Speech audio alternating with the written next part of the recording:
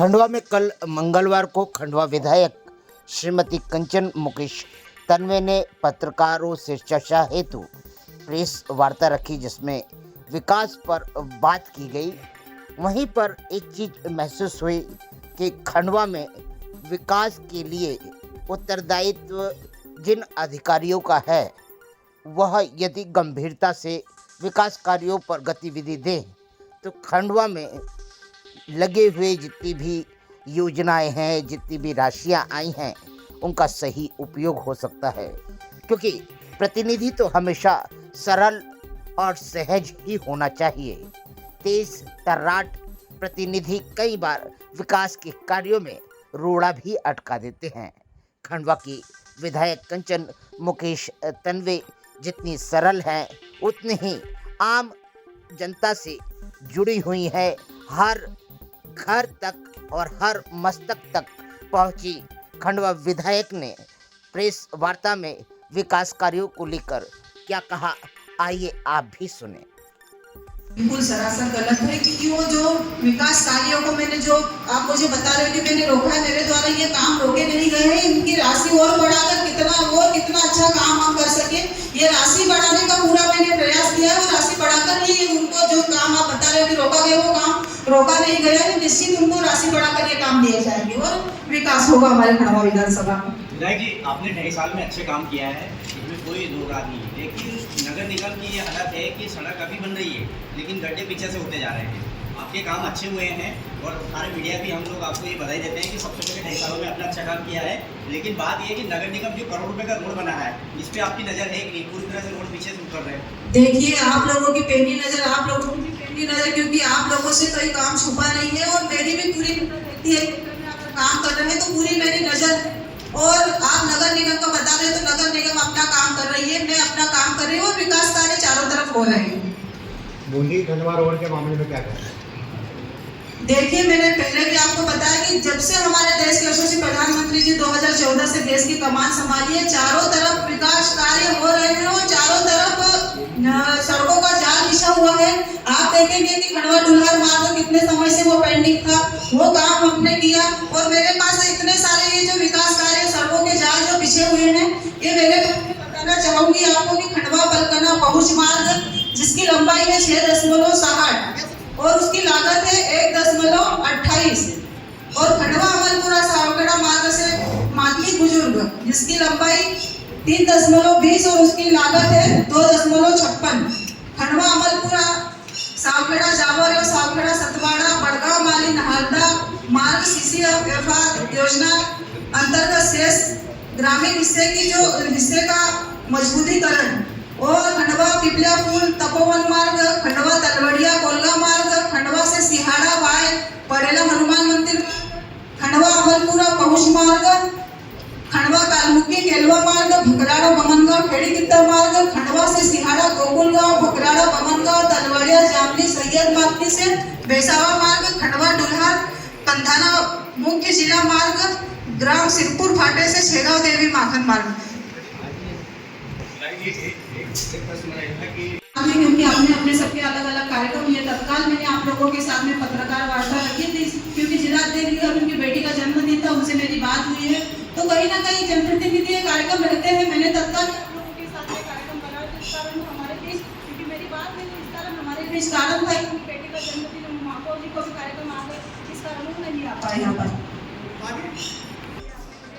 ये जो रोड हमारी रामेश्वर कुंड हो, पदम कुंड हो, ये जो मूर्तियों को ढकने का काम किया जा रहा है, तो निश्चित उस पर मेरी भी नजर है। वो जो जीर्णोद्धार के लिए मैंने जो राशि दी है, वहाँ पर स्वयं जाके वहाँ पर जो ठेकेदार जो भी काम करेंगे, उनको उस चीज से अवगत कराएंगे कि जो हमारी मूर्ति पूरी पुरानी जो इनको हम ढकने का काम नहीं करने, इनको बाहर निकालने का हम काम करें। क्योंकि मेरा पूरा प्रयास है कि आप अगर हम जीर्णोद्धार कर रहे हैं, सौंदर्यकरण कर रहे हैं, तो वो प्रतिमा जो लंबे समय से जो है, तो उनको हम ढकने का काम नहीं करेंगे। तो इस चीज से वहाँ पर भी पहुँच के इस चीज को अवगत कराऊंगी। रिंग रोड बाईपास इनको लेके क्या हो रहा है? शहर हमसे पूछता है कि आप सवाल नहीं पूछते। आप ये बताइए, रिंग रोड बाईपास को लेके क्या कर रहे हैं? देखिए, रिंग रोड बाईपास का जो बता रहे हैं काम चल रहा है, इसका टेंडर लगता है और काम सुचारू रूप से शुरू होगा। ये आप लोगों को भी पता है कि जल्दी ये काम शुरू होगा हमारे खंडवा में। कहाँ से कहाँ तक मिलेगा विधायक जी लोग, ये भी जानते हैं? ये मेरे पास एक खाका बना लोगों को पर्याप्त करवा दूंगी। ये पूरा आप लोगों के पास आ जाएगा कि क्या क्या कहां से कहां तक ये रोड बन रहे हैं और क्या क्या विकास हो रहे हैं। मार्ग भी शुरू हो गया है। ये आपने भैया जो पॉइंट वाली जो बात आपने बोली कि खंडवा मुख्यालय हमारा मतलब संभाग बनना चाहिए, तो ये चीज को लेकर आपको भी पता होगा कि आप लोगों के माध्यम से सभी व्यापारी भाइयों के बीच में एक बैठक मैंने की थी पिछले वर्ष, जब जिला पंचायत अध्यक्ष थी तभी सभी भाइयों के बीच में बैठ के संभाग को लेकर बैठक ली थी। हमारे मंत्री विजय शाह जी के पास भी सभी पूरी नींद गई थी और अभी भी मेरा पूरा प्रयास है कि हम मान के हमारे प्रभारी मंत्री जी भी आ रहे हैं, कल कार्यक्रम है तो वो भी आ रहे हैं, उनसे भी बात करके बात की है। और हमारे स्थानीय मंत्री हमारे विजय शाह जी और हमारी महापौर जी, सांसद जी और हम सभी जनप्रतिनिधि मिलकर एक बार सीएम साहब से समय लेकर निश्चित ये संभाग मुख्यालय खंडवा बने।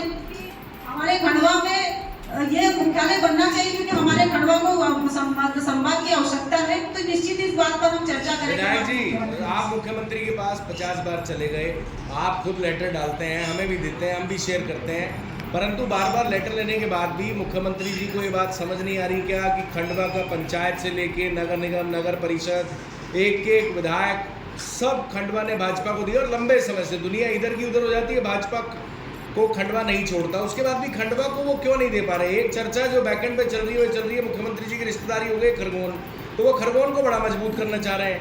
नहीं, ये जो आपका भैया क्वेश्चन तू पर आप जैसे बता रहे हो कि मुख्यमंत्री जी का रिश्ता वहाँ पर मुख्यमंत्री जी रिश्ते निभाने के लिए नहीं बैठे हैं, मुख्यमंत्री सभी का विकास चाहते हैं और हमारे मुख्यमंत्री जी संवेदनशील हैं।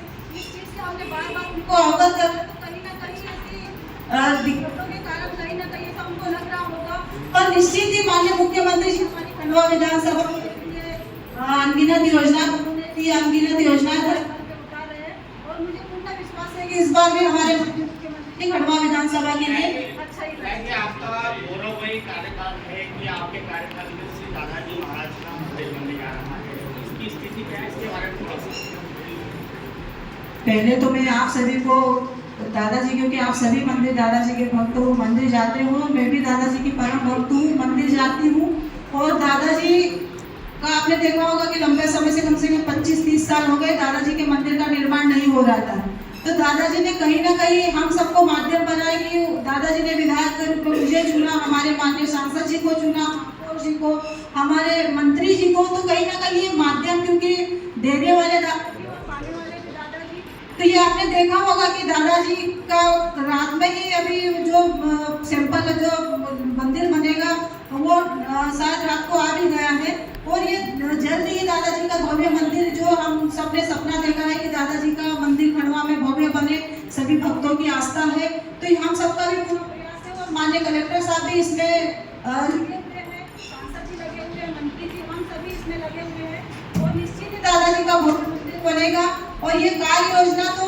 बन गई है और ये आप लोगों का जो बता रहे हो कि भव्य मंदिर हमारे खंडवा दादाजी की चारों तरफ हमारे, मैंने बताया कि मैं विधायक बनी हूँ जब से हमारी खंडवा विधानसभा में 1000 करोड़ से ऊपर के विकास कार्य हो रहे, तो काम तो भैया हो रही, आप सब देख रहे हो और आप सभी जगह घूमते फिरते हो, आप देख रहे हो कि हमारे खंडवा कार्य हो रहे हैं।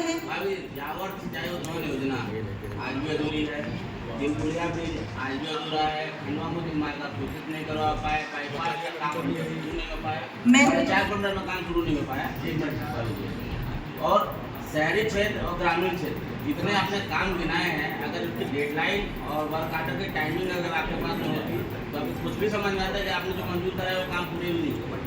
नहीं काम इतनी बड़ी जो विकास की बात है हमारी विधानसभा में अगर विकास के चल रहे हैं, कहीं ना कहीं टेक्निकल इशू आने के कारण काम दिखने पड़ जाते हैं, फिर सभी पकड़ते हैं, तो इसको लेकर हम हमारे सांसद जी हो, मैं हूँ स्वयं मुख्यमंत्री जी से मिलते हैं। टेक्निकल इशू वाला मामला जो है, टेक्निकल वाले पॉइंट है, आपके सांसद जी बोल के बाईपास मार जाते हैं और आपके टेक्निकल की बातें करेंगे।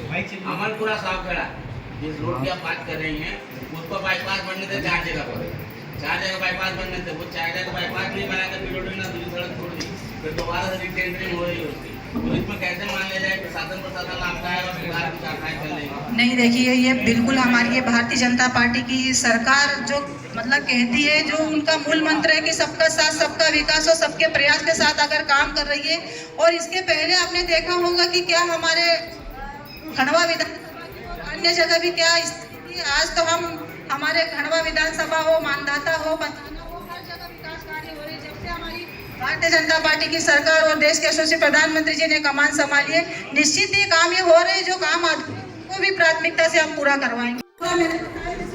कहीं टेक्निकल इशू आने के कारण ये बात को कहीं ना कहीं इतनी बड़ी जो सौगातें हमारे खंडवा विधानसभा को मिली है, तो कहीं ना कहीं इशू आने के कारण वो समय पे नहीं पूरी हो पाती। निश्चित अगर काम धरातल पे हो रहा है तो निश्चित वो काम को गति मिलेगी और पूर्ण होगा काम। खंडवा में जब नंदू भैया एक्सपायर, आप लोगों के सहयोग से, आप सबके आशीर्वाद से, दादाजी के आशीर्वाद से अगर विधायक बनी हूँ तो मेरे कार्यकाल में जितने भी अधूरे काम रहेंगे उनको माननीय मुख्यमंत्री जी हो कि मुझे प्रदेश में जाना पड़े, केंद्र में जाना पड़े, तो निश्चित में इन जो अधूरे काम है उनको कराने का पूरा प्रयास के कारण भी मैं हफ्ते में 3 बार हॉस्पिटल जाती हूँ। आप लोगों को नहीं पता होगा, जिन भाइयों को पता है वो निश्चित इस खबर को चलाते भी हैं।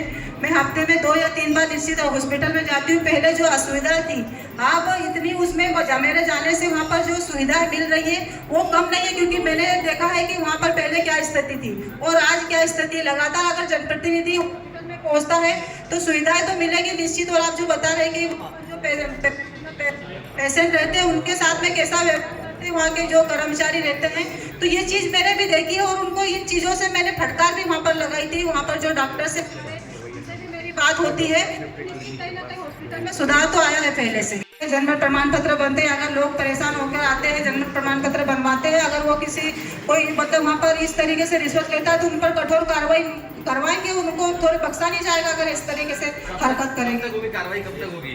ये आपने मुझे मेरे संज्ञान में डाला है, क्योंकि श्रीमान जी भी गए हैं। मैं भी इस मतलब ये 2-3 दिन बाद ये कार्यक्रम होने के बाद मैं बिल्कुल पहुंचूंगी वो इस समस्या का समाधान।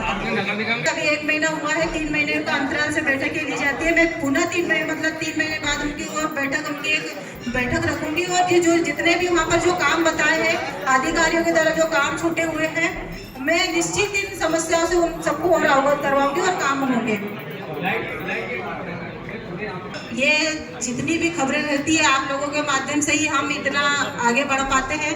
पहले तो मैं आप सभी भाइयों का बहुत बहुत धन्यवाद, आभार व्यक्त करती हूँ। जैसे कि आपने पूछा है कि चिकित्सा के स्वास्थ्य के क्षेत्र में, तो हम जो मेरी आगामी योजना में आपको बताना चाहती हूँ कि स्वर्गीय Shri Nand Kumar Singh Chauhan medical college hospital का निर्माण, ये जिला चिकित्सालय में डायलॉजिस्ट, न्यूरोलॉजिस्ट और पैथोलॉजिस्ट विशेषज्ञ, क्योंकि ये मेरी प्राथमिकता है कि अगर हमारे स्टाफ की यहाँ पर कमी है, तो मैं हमारे स्वास्थ्य मंत्री जी से भी मैंने बात की थी, अगर यहाँ पर हमारे स्टाफ की कमी है तो ये स्टाफ की कमी को कैसे वो दुरुस्त करें, कैसे पूरी करें, तो मैं निरंतर उनके संपर्क में हूँ और ये जल्दी दुरुस्त होगी हमारे यहाँ।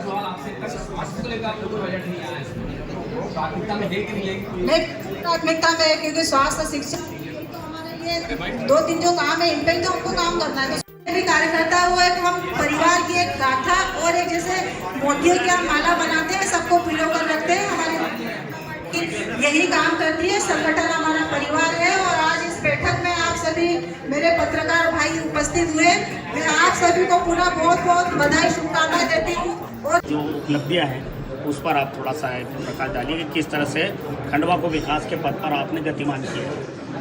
जय श्री दादाजी की, सभी भाइयों को जय श्री दादाजी की। वो सबसे पहले मैं मीडिया के माध्यम से हमारे प्रदेश के लाडले मुख्यमंत्री जी डॉक्टर मोहन यादव जी को बहुत बहुत धन्यवाद, उनका साधुवाद, उनका आभार व्यक्त करती हूँ कि जो 15 करोड़ की विशेष निधि के द्वारा जो माननीय मुख्यमंत्री जी विधायकों को राशि देते हैं, और उस राशि का उपयोग मैंने हमारे खंडवा की जो धरोहर 4 कुंड है, अभी मैंने हमारे पद्म कुंड और रामेश्वर कुंड पर जो राशि दी है, और कल उसका कार्यक्रम भी है और आप सभी लोगों को उस कार्यक्रम में पधारना भी है।